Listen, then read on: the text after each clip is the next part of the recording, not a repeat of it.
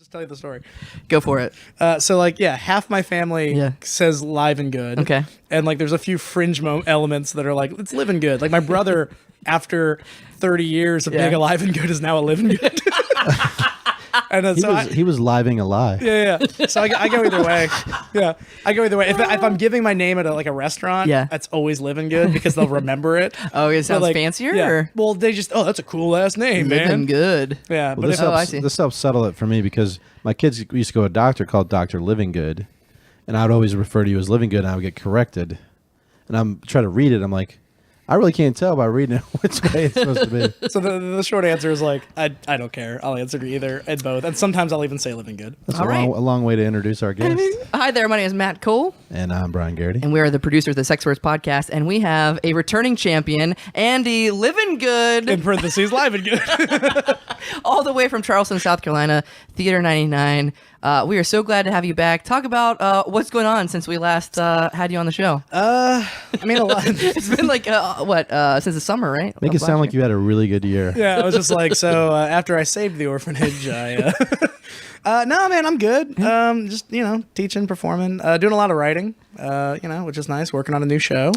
We took you out to Kogan's Pizza in Norfolk last night, and we didn't realize it was your first time ever going to Kogan's. It was amazing. Hopefully it was a treat for you. Amazing. It was good pizza. That's old hat for Brian. And we talked about what you're writing. Would you like to talk about that? Yeah, sure. It sounded cool. Yeah, so I do my day job. I'm a butcher, and customers, general public, are idiots. And mean. Yeah. So I put on Facebook, I verbatim just the interactions I have with customers that are kind of dumb or whatever, and or just particularly ridiculous, and people love it. So I finally, idiots. I'm finally working on a show that kind of puts all that in there of just like, oh, here's what it's like to be a butcher type, like one man show thing. Oh wow! And that butch life. Yeah, that butch life. Got a title there. Butch life.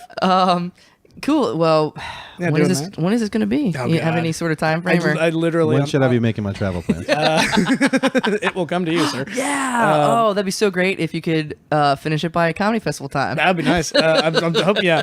Well, I just finished the first draft, so now I've got to go back through and make it not bad. Send it to Brian. I usually do the first draft, and then Cole makes it good. Just throw it in there. Oh god. Yeah, doing that. And you taught a workshop today, which I had to work, unfortunately, actual work, and then you got to shop today, Brian. So I was at the workshop. How'd it go? What is it? What is it, by the way? It was just basically. I mean, like you have to title these things to try to sell them. I think I called it like Scene Work DNA or something. But like it was just.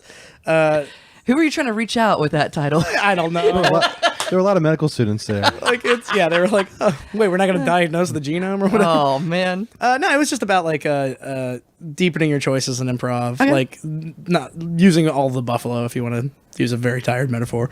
Oh, my favorite similar metaphor was Native Americans used every button on the blender.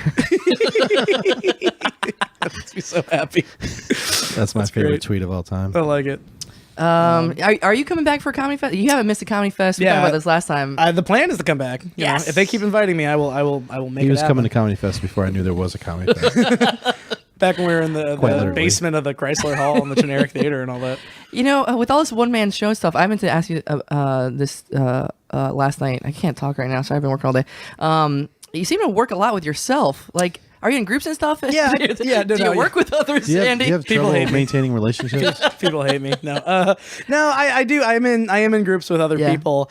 I just kind of it's pragmatic. Of just like trying to schedule stuff is hard when there's more people and.